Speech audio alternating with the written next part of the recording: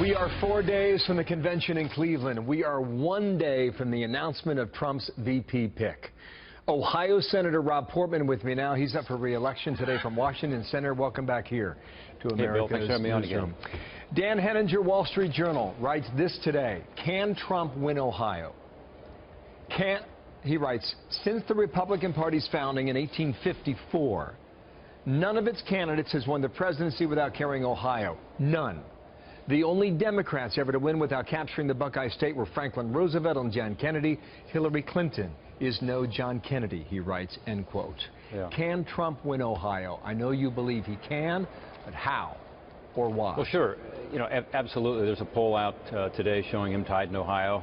There was one out 2 weeks ago showing the same thing. So absolutely he can win. It's a matter of focusing on the issues people care about, and the top issue in Ohio will continue to be jobs and the economy. Specifically, how do you get wages up, and how do you deal with the middle class squeeze where you see higher expenses, particularly with regard to health care. We just see a 10 to 39% increase in premiums again in Ohio next year, which is crazy, and a lot of this is related to Obamacare and how it hasn't worked.